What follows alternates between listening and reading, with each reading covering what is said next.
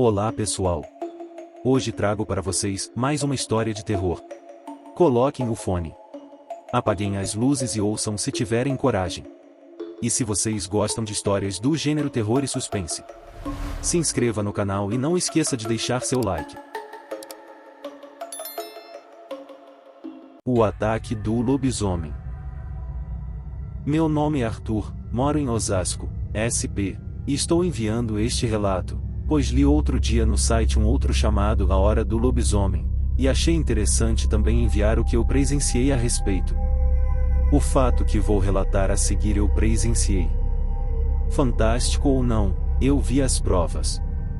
Osasco é um município ao lado da metrópole de São Paulo, e possuía antigamente muitas indústrias, mas devido às altas taxas de impostos que a prefeitura estava cobrando, e também à existência do incentivo para a implantação de empresas e indústrias no interior, muitas saíram de Osasco e se mudaram para outras cidades. Uma empresa que estava praticamente paralisada naquela época era a Cobrasma, uma famosa indústria que fabricava peças mecânicas para trens e para a indústria automobilística. O ano era 1995, e as obras de construção do Osasco Plaza Shopping, na cidade de Osasco, SP, estavam sendo finalizadas, motivo pelo qual o trânsito estava mais enrolado que o normal e faltavam vagas para estacionamento. Devido à falta de vagas para se estacionar os veículos, e como parte do pátio da Cobrasma estava desativado, resolveram transformá-lo em um estacionamento, pelo menos por algum tempo. Essa área que se transformou em estacionamento ficava próxima à linha do trem, e era uma área meio abandonada, com muitas árvores e algum mato ao redor, mas servia para sua finalidade. Inclusive quem morava pela região começou a deixar seus carros pernoitarem ali, devido ao preço que era mais convidativo do que os outros estacionamentos existentes.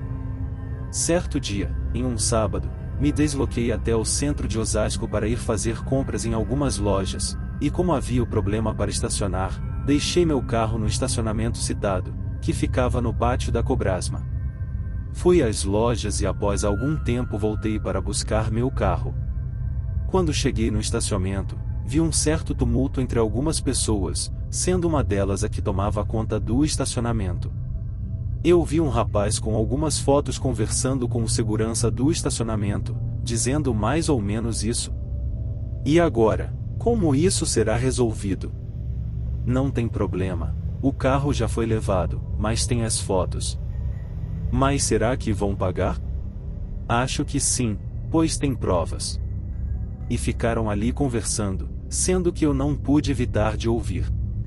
Então quando o rapaz foi embora, eu perguntei o que havia acontecido, e foi quando o segurança contou uma história incrível, a qual eu iria comprovar através dos fatos.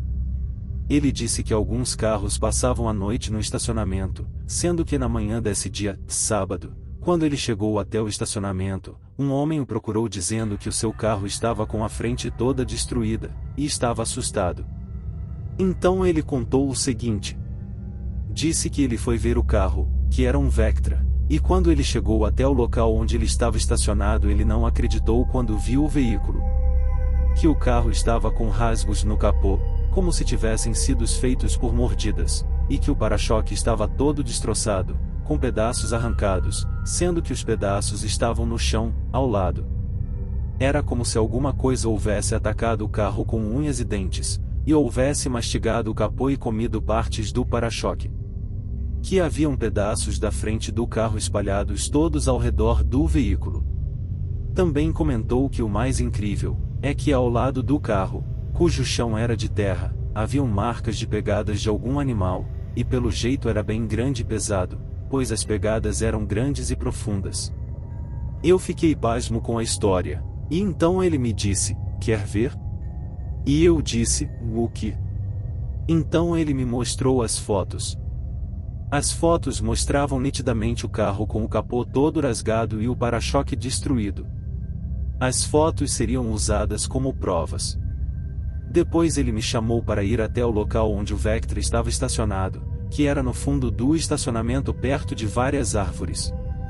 Quando cheguei lá, vi muitos destroços no chão, como partes plásticas de para-choque e alguns pedaços de metal.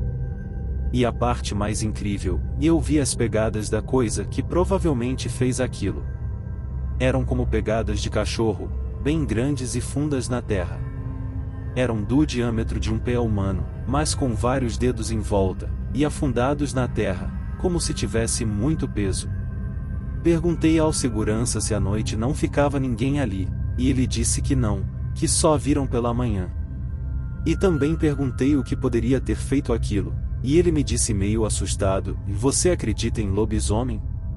Eu nem sabia o que dizer, e ele complementou dizendo: "Rapaz, eu vim do interior, e meu pai e o meu avô sempre me contaram histórias estranhas sobre esse tipo de bicho que surgia em noites de lua cheia e até atacava pessoas, matando algumas. Eles me contavam com tanta seriedade que eu não acho que estavam mentindo, e muitas pessoas disseram que já comprovaram a existência dessa criatura. E eu acredito pelo que eu vi aqui que só pode ser isso, pois ontem à noite foi lua cheia." Eu agradeci por ele ter me mostrado tudo aquilo, me despedi e fui embora, mas aquilo me deixou perplexo, pois eu vi as fotos do carro com a frente destruída, os pedaços no chão e as marcas das pegadas em volta do local.